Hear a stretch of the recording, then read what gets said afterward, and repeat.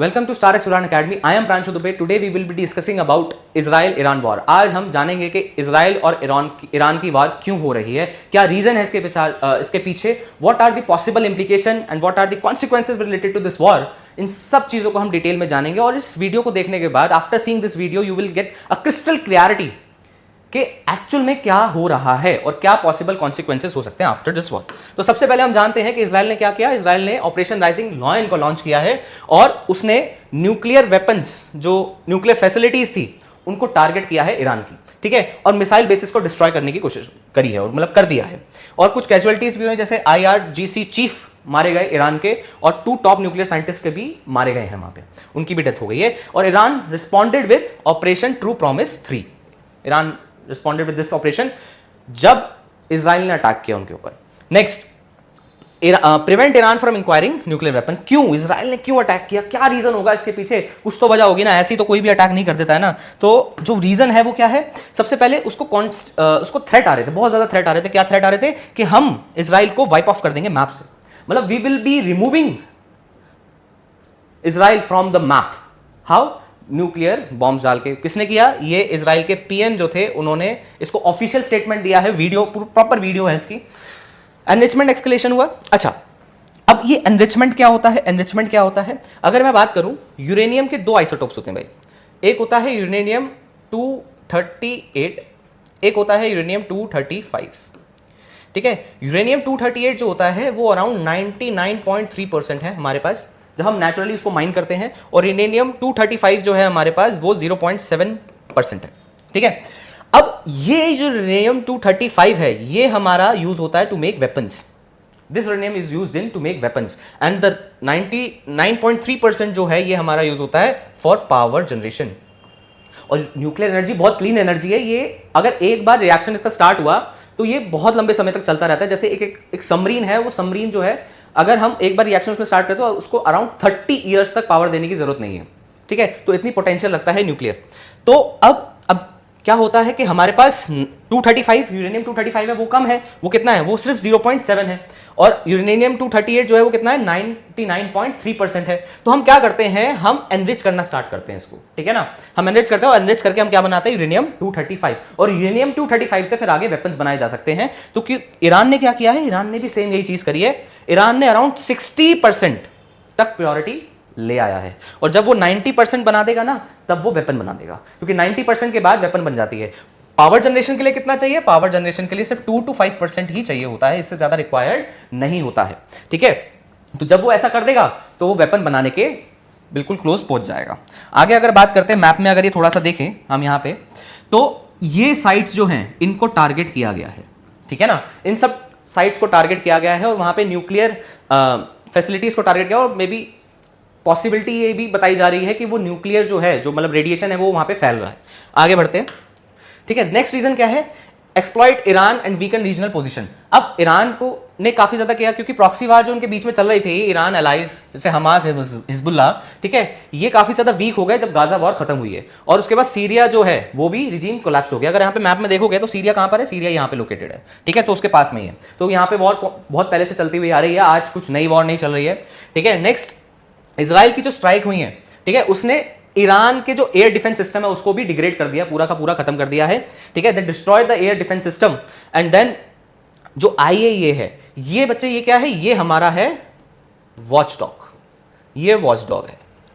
ये क्या करता है? ये जितने भी न्यूक्लियर फैसिलिटीज हैं उस पर नजर करता है। जब आप साइन करते हैं नॉन प्लोरिफिकेशन ट्रीटी, जो कि कब हुई थी? 1968 में, ठीक है। अब इसमें 2 चीजें आती हैं, एक होती हैं जो न्यूक्लियर वेपन स्टेट्स हैं और एक होती हैं जो नॉन न्यूक्लियर वेपन स्टेट्स हैं। न्यूक्लियर वेपन स्टेट्स हमारे पास 5 हैं टोटल। एक US, UK, चाइना और France and Russia. So US, UK, China, France and Russia, ये 5 स्टेट्स हैं जो न्यूक्लियर वेपन स्टेट्स हैं। हमने ये नॉन प्लोरिफिकेशन ट्रीटी साइन नहीं करी थी, लेकिन ईरान ने ये नॉन प्लोरिफिकेशन ट्रीटी साइन करी हुई थी। तो इसकी वजह से अगर अब वो वेपन बनाता है तो वो एक पॉसिबल थ्रेट है। ये देखो इस ट्रीटी के बाद क्या होता है, इस ट्रीटी के बाद आपको दिया जाता है ठीक है आप न्यूक्लियर एनर्जी का यूज कर सकते हैं but for good cause, weapon बनाना नहीं है, वो बहुत गलत है, ठीक है।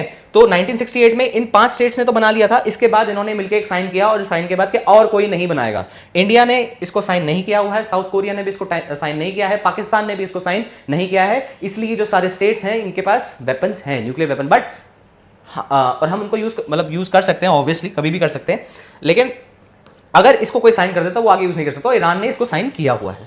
आगे अगर बात करें तो अब ये बात मेरे ख्याल से आपको समझ में आ गई होगी। तो क्या देखा जा रहा है कि वो ना ईरान जो है वो अपनी न्यूक्लियर एक्टिविटीज जो है उनको हाइड कर रहा है, और उसने 3 साइट्स हाइड करी है।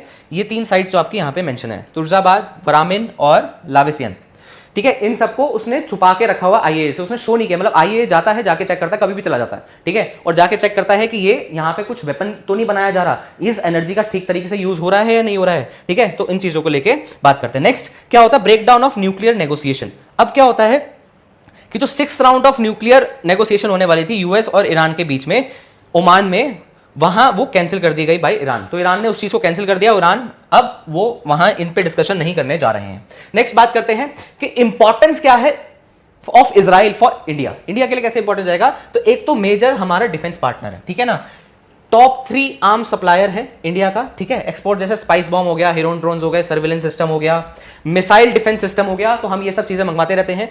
टेक्नोलॉजी शेयर करता है, इनोवेशन कोलैबोरेटर है, ठीक है, कॉपरेशन है हमारा काफी ज्यादा, सिक्योरिटी, साइबर सिक्योरिटी से रिलेटेड, एग्रीकल्चर टेक्नोलॉजी से रिलेटेड, तो ये चीजें करता रहता है। Next Israel niche innovation in AI, तो एआई में जो भी इनोवेशन करता है वो भी हमारे साथ शेयर कर रहा है, वाटर मैनेजमेंट, इलेक्ट्रॉनिक्स, तो ये सब तो हमारे लिए इजराइल बहुत इंपॉर्टेंट है, तो हमें उससे रिलेशन मेंटेन करने हैं, इसलिए जो हमारा स्टैंड होना चाहिए वो न्यूट्रल होना चाहिए। क्यों होना चाहिए अभी बताऊंगा, न्यूट्रल होने का भी रीजन है, ठीक है, क्योंकि हम पहले से ही सॉफ्ट मतलब हम अपना, हमने जब बात करी थी जब इंडिपेंडेंस के टाइम पे, तो हमने किसी से जोड़ा नहीं था, जब दो उसमें बढ़ गए थे, एक कोल्ड वॉर मतलब एक यूएस वाला, एक रशिया वाला, ठीक है ना, तो 2 जब बढ़ गए थे हम तब भी न्यूट्रल रहे थे, तो हमें वही चीज हम फॉलो करते हुए चलते हैं। नेक्स्ट आता है बैलेंस बायलैटरल ट्रेड, तो total bilateral trade in good was over 6.35 billion in 2021-22 excluding defence. तो डिफेंस को अगर एक्सक्लूड कर दिया जाए उसके बाद भी देखो कितना ज्यादा ट्रेड हो रहा है इन दोनों कंट्री के बीच में, तो इंपॉर्टेंट है। Next trade includes diamond, chemicals, electronics और एग्री प्रोडक्ट, तो एग्रीकल्चर प्रोडक्ट भी इंक्लूड होते हैं। नेक्स्ट बात करते हैं intelligence, counter terrorism and support, तो इजराइल हमें प्रोवाइड करता है क्रिटिकल असिस्टेंस, किसके अंदर, टेररिस्ट ऑपरेशन, जो भी टेरर ऑपरेशन हम करते हैं उसके अंदर काफी ज्यादा असिस्ट करता है, बॉर्डर सर्विलेंस में हेल्प करता है, और इंटेलिजेंस गैदर करने में बहुत ज्यादा हेल्पफुल है हमारे लिए इजराइल, तो इजराइल ऑटोमेटिकली हमारे लिए बहुत ज्यादा इंपॉर्टेंट हो जाता है। नेक्स्ट अगर बात करते हैं ईरान कैसे है, तो ईरान का जो छाबर पोर्ट है, ठीक है, वो हमने एक्सेस किया हुआ है, ठीक है, जो कि हमें डायरेक्ट कनेक्टिविटी देता है अफगानिस्तान, सेंट्रल एशिया और रशिया, हम सीधा पाकिस्तान को बाईपास करके वहां पे पहुंच सकते हैं। नेक्स्ट इंडिया ने इसको अराउंड 10 साल के लिए साइन किया हुआ है मई 2024 में, जो कि बहुत ज्यादा इंपॉर्टेंट है इंडिया के यूरेशियन आउटरीच, मतलब यूरेशिया पहुंचने के लिए। नेक्स्ट ये इन INSTC, ये जो है international north south transport corridor, ठीक है, ये हमारी फ्राइट कॉस्ट को लॉस कम कर देता है और शिपिंग टाइम को भी रिड्यूस कर देता है टू यूरोप, जो भी शिप्स वगैरह जाते हैं उसको काफी ज्यादा रिड्यूस कर देता है। नेक्स्ट ये INSTC जो है हमारा इंडिया का most ambitious overland Eurasian connectivity route है, तो बहुत इंपॉर्टेंट है ये वाला रूट हमारे लिए यूरोप को कनेक्ट करने के लिए। नेक्स्ट अगर बात करें energy security partner pre sanction, तो Iran was a major crude oil supplier, ठीक है। अब ईरान आपको सबको पता है कि बहुत बड़ा क्रूड ऑयल सप्लायर है, तो वो इंडिया को भी सप्लाई करता है, तो हमसे वहां से उससे तेल खरीदते रहते हैं, ठीक है। नेक्स्ट अगर बात करें, और ये हमें रुपी बेस्ड ट्रेड देता है, हम रुपी में कर सकते हैं, हमें डॉलर की रिक्वायरमेंट नहीं होती है, ठीक है। Strategic counter balance to China, अब चाइना को भी ऑब्वियसली काउंटर करने के लिए हेल्पफुल होगा, जब क्यों हम इसे छाबर पोस्ट का यूज करेंगे, जब हमारी वहां पे प्रेजेंस होगी तो चाइना वहां पे आएगा नहीं, तो ये चीज हमारे लिए बहुत इंपॉर्टेंट है विद रिस्पेक्ट टू इजराइल।